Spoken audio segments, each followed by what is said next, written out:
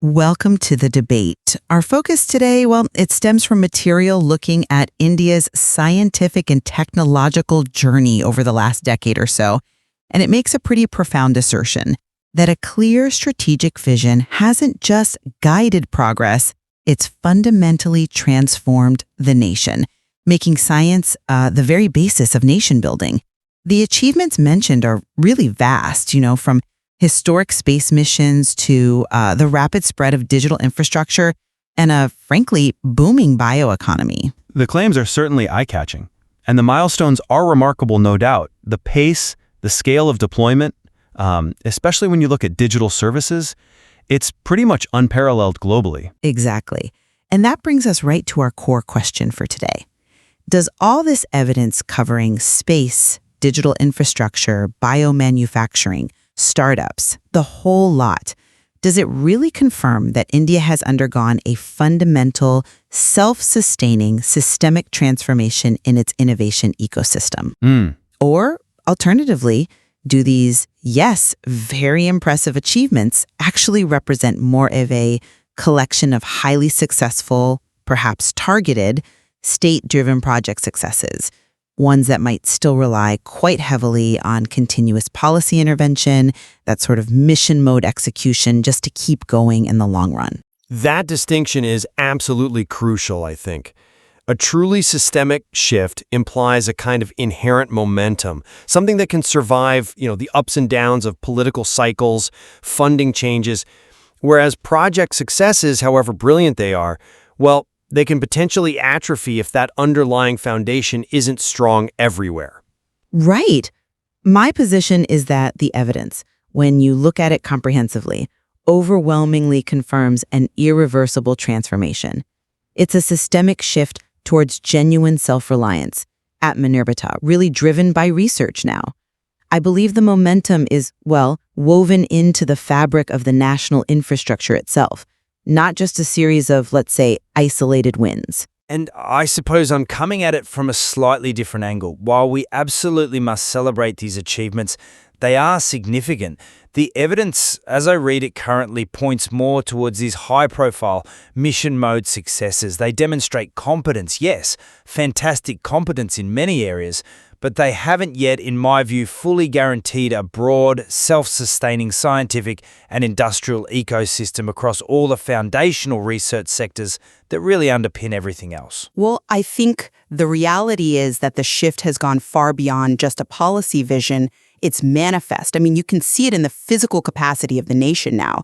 Take advanced materials, for instance. The development of new metals, specialized composites, advanced manufacturing techniques like 3D printing. These have delivered genuine Swadeshi power, indigenous power, particularly in critical areas like defense and space. This isn't just tinkering, it's fundamental capacity building. It's allowing India to move beyond dependency on strategically important imported components. Okay. But what makes this systemic for me is the parallel growth from the bottom up. Initiatives like Startup India, they've fueled over 1.7 lakh recognized startups. That's established India as a significant global hub for innovation. This explosion of scientific entrepreneurship happening alongside the big state missions, Chandrayaan-3, Aditya L1, Gaganyaan, that, to me, proves the entire ecosystem is firing on all cylinders, top down and bottom up. I see why you'd frame it that way, absolutely. Describing that simultaneous growth, the big centralized missions, and the decentralized startups as proof of system strength makes sense on the surface. But let me offer maybe a different perspective on the source of that momentum. While successes in defense and space are, of course, vital, they are almost by their very nature inherently dependent on centralized, mission mode government funding, aren't they? And sustained strategic direction. Well, yes, to a degree. And similarly, you look at the rapid growth figures for the bioeconomy, crossing $165 billion, which is excellent, but the policy discussion around it constantly centers on the aspiration, the target, to reach an ambitious $300 billion by 2030. This heavy reliance on defining progress by future targets and the need for continued high-level government intervention, it suggests to me that the system hasn't quite reached escape velocity yet, where it's self-driving across all the necessary research pipelines without that constant push. So I remain, let's say, unconvinced that the current evidence guarantees a truly universal, systemic transformation without that continued, very focused policy effort. But the success is absolutely systemic, precisely because we've moved to formalize it, to institutionalize that momentum. The idea that progress hangs solely on continuous policy pressure kind of ignores the new scaffolding that's been put in place. I mean, look at the institutional frameworks designed specifically to bridge research with industry. We're talking about bodies like the ANRF, the National Research Foundation, and the various Research and Development Initiative, or RDI schemes. These aren't just symbolic gestures. They are structural mechanisms. They're designed to formalize long-term sustained funding that explicitly links academic research output directly to industrial and strategic needs. This, I argue, guarantees sustained growth because the pipeline itself is becoming formalized, it's budgeted for, and it's measured not just by academic publications, but by actual industrial application and strategic outcomes. That integration of research and industry through these formal structures is the necessary structural change for a sustained, systemic shift. That's an interesting point about the institutional scaffolding. And yes, establishing frameworks like the ANRF is certainly a necessary step, I agree. But I might frame the nature of Atmanirbhar Bharta, particularly in those strategic sectors, a little differently. Self-reliance in advanced materials, defense, space. Often it means replacing imported items with domestically produced equivalents. Now that is absolutely essential for national security, I completely agree. But that achievement, important as it is, can sometimes mask underlying dependencies, perhaps in foundational research or high-end components, or even specialized research equipment that often still needs to be sourced internationally. So the system proves it can engineer replacements brilliantly, yes, but does it prove it can originate the next generation of foundational knowledge entirely indigenously? That's a harder question. Okay. And furthermore, look at the digital revolution. It's spectacular, no question. 5G rollout, BharatNet connecting villages. But isn't it fundamentally a massive leap in deployment and access? A triumph of scale, of engineering execution, really, rather than necessarily representing a fundamental proprietary breakthrough in the underlying core technologies themselves, like, say, advanced semiconductor fabrication or developing entirely new wireless spectrum utilization paradigms. I think we have to rigorously distinguish between highly effective deployment and deep, truly originary R&D transformation. And let's maybe delve a bit further into that evaluation of economic ambition versus actual foundational scientific strength. The impressive scale of the bioeconomy you mentioned, $165 billion currently, it seems heavily driven by policy mandates and leveraging market scale. But we have to look past just the top-line number, don't we? We need to ask, how evenly is this growth distributed? Has this growth been equally, let's say, revolutionary across all the fundamental aspects of the biosector? Or is it perhaps heavily weighted towards specific high-volume manufacturing centers, thinking particularly of vaccine production, pharmaceuticals, things highlighted during the COVID period? For a transformation to be genuinely fundamental, shouldn't it be just as evident in the less commercially spectacular, maybe less headline-grabbing, foundational areas? Things like advanced agricultural science research, which is surely the bedrock of food security, or the critical basic science driving, say, the electrochemistry needed for green hydrogen, or the materials science for next-generation solar energy missions. Is the system inherently rewarding the quick, high-volume application more than the slow, potentially higher-risk foundational research? That's my concern. I think I fundamentally disagree with the premise there that success in high-volume strategic sectors automatically implies neglect of foundational research, especially when the evidence, I believe, points to deliberate strategic investments in deep technology. I mean, look specifically at the energy sector. The creation of the International Solar Alliance, the ISA, headquartered in India, and the massive green hydrogen mission. This isn't just local manufacturing. This positions India as a potential global clean energy center. It's actively involved in setting global standards, attracting international investment, driving collaborative research in crucial future technologies.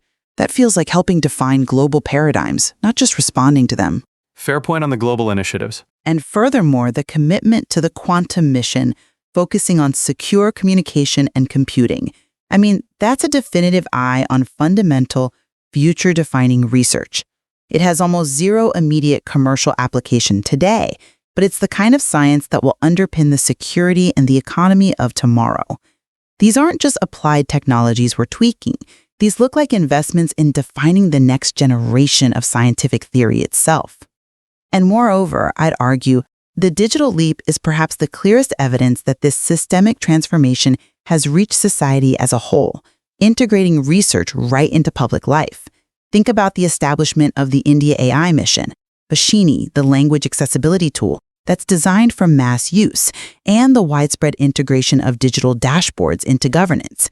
This has put India firmly on the global AI map. And in health, the digital health mission, Ayushman Bharat, ensuring modern medicine reaches every single citizen through these CAC platforms. This isn't just about handing out smartphones or building websites. These initiatives represent a really profound technological leap in governance and service delivery. And crucially, they require constant, robust, integrated scientific support just to scale them, secure them, and keep them running. The system must be generating continuous innovation simply to maintain and evolve these massive platforms. That continuous demand, that need for technological input, isn't that the very definition of a sustained systemic transformation in action? That's a compelling argument, certainly, regarding the scale of service delivery and the integration achieved. It's impressive, but I would maybe challenge the underlying technology comparisons slightly.